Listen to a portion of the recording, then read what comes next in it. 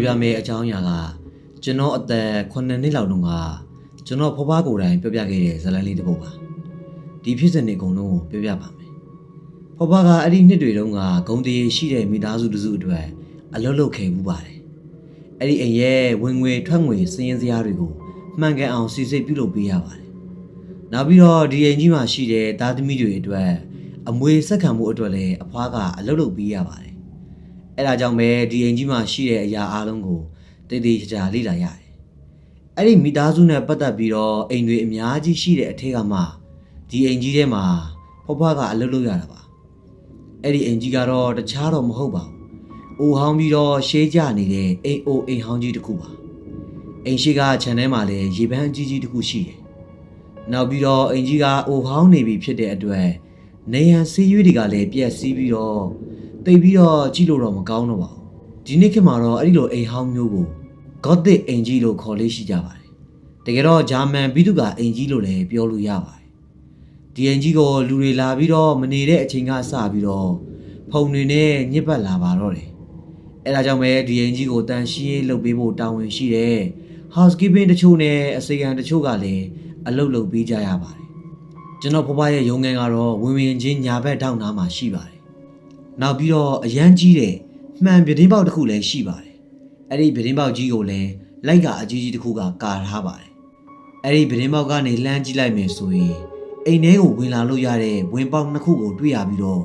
့လုံခြုံရေးအပြည့်နဲ့လည်းခြံရံထားတာကိုတွေ့ရတယ်အဲ့ဒီဝင်ပေါက်နှစ်ခုစလုံးမှာလည်းလုံခြုံရေးက24နာရီအပြည့်ရှိတတ်ပါတယ်အဲ့ဒါကြောင့်လည်းဖွားဖွားကဒီအိမ်ကြီးကိုလာတဲ့ဘသူကိုမဆိုဒီပြတင်းပေါက်ကနေလှမ်းကြည့်လိုက်ရင်အကုန်လုံးကိုတည်တည်ရှာမြင်ရတတ်ပါတယ်အဲ့ဒီအချိန်တုန်းကကျွန်တော်အသက်က9နှစ်လောက်ပေါ့ကျောင်းကနေပြန်တဲ့အချိန်မှာအဲ့ဒီအိမ်ကြီးစီကိုလာလေတက်ပါတယ်ဒီလိုလာလေတဲ့အခါတိုင်းကျွန်တော်တို့ကိုအရန်ချစ်တဲ့လုံခြုံရေးကိုကြီးတယောက်လည်းရှိတယ်အဲ့ဒီအိမ်ကြီးကိုရောက်ရင်ကျွန်တော်တို့ကခြံထဲမှာလည်းစော့ကစားလေးရှိတယ်နောက်ပြီးတော့အိမ်ထဲကိုရောက်တဲ့အခါမှာတော့ဖွားဖွားရဲ့ဇပွဲဘေးနားမှာရှိတဲ့မီလင်းဘုံနားမှာထားပြီးတော့ကျွန်တော်တို့တွေစော့ကြစာဖတ်ကြလေးရှိပါတယ်အဲ့ဒီနေ့တုန်းကမှတ်မိနေတယ်ဖွားဖွားကရုတ်တရက်မတ်တရက်လိုက်ပြီးတော့ကျွန်တော်တို့ကိုပြောတယ်တရားရောက်လာနေပြီတတိထားကြပါနောက်ပြီးတော့ဖွားဖွားကတကားဘက်ကနေထွက်သွားပြီးတော့အိမ်ထဲကိုဝင်လာတဲ့မိန်းမနှစ်ယောက်ကိုလက်ခံပြီးတော့တွေ့ဆုံပါတယ်ခြံဝင်းတကားကို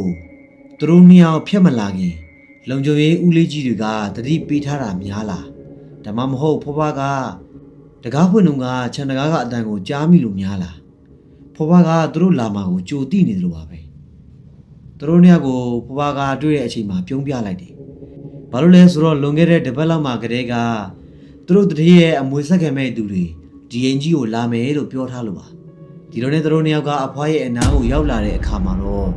သူတို့နှစ်ယောက်ထဲကတယောက်ရဲ့အကြည့်တွေကဆူရှာတောက်ပပြီးတော့ကြောက်စရာကောင်းပါတယ်အဲ့လိုအကြည့်တွေနဲ့အဖွားကိုစိုက်ကြည့်နေဒါပေမဲ့တခြားတယောက်ကတော့ချိုချိုပြုံးပြုံးလေးပဲပြုံးနေပါတယ်ဒါပေမဲ့လည်းဖွားဖွားကတော့သူတို့ကိုနှုတ်ဆက်လိုက်တယ်ဒါပေမဲ့သူတို့ကတော့ပြန်မနှုတ်ဆက်ဖင်းနဲ့လေကားအရင်မှပဲရက်နေကြတော့မှာနောက်ပြီးတော့သူတို့နှစ်ယောက်စလုံးကစင်တူဝတ်စုံကိုလည်းဝတ်ဆင်ထားကြတယ်အခုပြပြနေတဲ့ဖြစ်ရကလွန်ခဲ့တဲ့2002ခုနှစ်လောက်ကဖြစ်ခဲ့တာပါဆိုတော့သူတို့ဝတ်ထားတဲ့အဝတ်စားတွေကအနက်ရောင်ခါဝင်တွေဖြစ်နေပါတယ်ဖွားဖွားလည်းနည်းနည်းထူးဆန်းသလိုခံစားမိတယ်ဒါပေမဲ့လည်းသူတို့နှစ်ယောက်ကိုအထဲဝင်ဖို့ပြောလိုက်ပြီးတော့အထဲမှာစာရန်စာစံတွေစစ်ဆေးလို့ရပါတယ်လို့ပြောလိုက်တယ်ဖွားဖွားကအိမ်တကမာကြီးကိုဖွင့်လိုက်ပြီးတော့သူတို့ကိုအထဲခေါ်လိုက်ပါတယ်နောက်ပြီးတော့ကျွန်တော်တို့နှစ်ယောက်ရှိတဲ့အရှိကနေပဲသူ့ရဲ့ဇပွဲရှိတဲ့နေရာကိုမြင်မြန်ဆန်ဆန်ပဲရှောက်သွားပါတယ်ဖွားဖွားထင်တာကခုနကမိန်းမနှစ်ယောက်ကသူ့နောက်ကနေလိုက်လာမယ်ပေါ့ဒါပေမဲ့မိနစ်အနည်းငယ်လောက်ကြာသွားတဲ့အထိတိုင်အောင်ဘယ်သူမှဝင်မလာကြဘူးဖွားဖွားလည်းတပင်းချလိုက်ပြီးတော့သူတို့နှစ်ယောက်ရှိအောင်မယ်အထင်နဲ့အပြင်ဘက်ကိုလှည့်ကြည့်လိုက်တယ်ဒါပေမဲ့ဖွားဖွားကိုတုံလှုပ်ထိတ်လန့်သွားစေခဲ့အပြင်မှာဘယ်သူမှရှိမနေပါဘူးအဲ့တုန်းကအကြောင်းတွေကိုကျွန်တော်မြင်များဆဆမှတ်မိတော့ဒါပေမဲ့ဖွားဖွားပြပြတာကတော့ကျွန်တော်တို့ညီကိုနှစ်ယောက်စလုံးကအပြင်ဘက်မှာလူရှိလို့ကြည်နေကြပြီးတော့အပြင်ဘက်ကိုလက်ညှိုးထိုးလိုက်ပြီးတော့အန်ဒီတို့အထဲဝင်ကြမလားလို့မေးလိုက်ပါတယ်ဖွားဖွားလည်းပြင်းပေါက်အပြင်ဘက်ကိုလှည့်ကြည့်လိုက်ပါတယ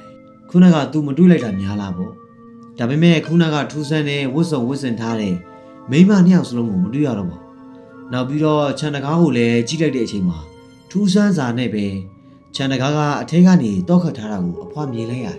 အဲ့ဒီခြံတကားကိုဖွင့်ဖို့တော့ဆိုတာကဖွားဖွားနဲ့ဒ ဒီရင်ကြီးရဲ့လုံခြုံရေးကိုတာဝန်အလုံးစုံယူရတဲ့လုံခြုံရေးဦးလေးကြီးစီမှာပဲရှိရပါဖွားဖွားလည်းဒကာမကြီးစီကိုတုံတုံရီနဲ့လမ်းလျှောက်လာတယ်ကျွန်တော်တို့ယောက်ကလည်းအဲ့ဒီဒကာကြီးအနားမှာပဲရှိနေတော့မှာသူကလည်းဒကာဘက်ကနေပြန်ကြည့်လိုက်တော့တကယ်ဦးကဘယ်သူမှရှိမနေတာပါ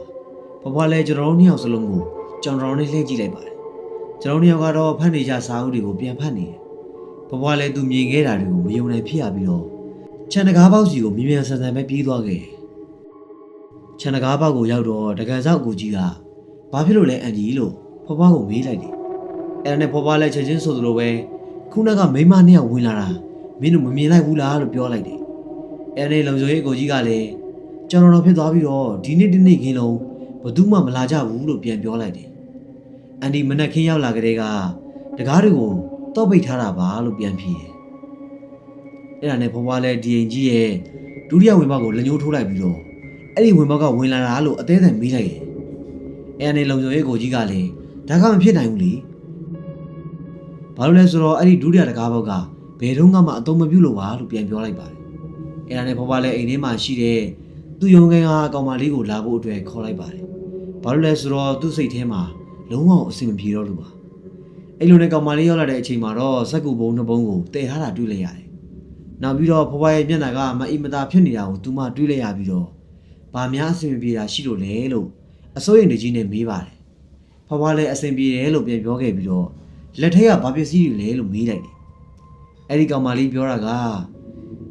အဲ့ဒီစက်ကူပုံတွေကပစ္စည်းတွေကဓာတ်ပုံအဟောင်းတွေနဲ့ဒီအိမ်ကြီးမှာရင်တုံးကသုံးခဲ့တဲ့တန်ဖိုးမကြီးရဲ့လက်ဝတ်လက်စားဟောင်းတွေပါလို့ပြောတယ်ဒါတွေကိုဒီအိမ်ကြီးရဲ့တနေရာမှာတေချာထားပေးဖို့အတွက်တတိကပြောတာလို့ပြန်ဖြေခဲ့ပါတယ်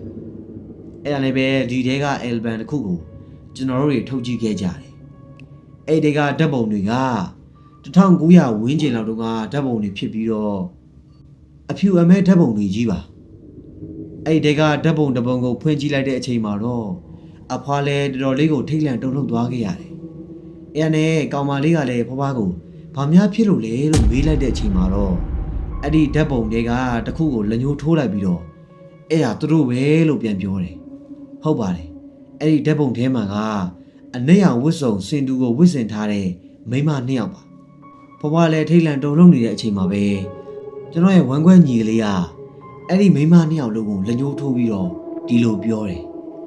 ဒီပုံထဲမှာသူတို့နှစ်ယောက်စလုံးကခြေထောက်တွေရှိကြတယ်နော်ဒါပေမဲ့ခုနကအိမ်ကိုလာကြတော့ကတော့ခြေထောက်တစ်ချောင်းမှတားမတွေ့လိုက်ပါဘူး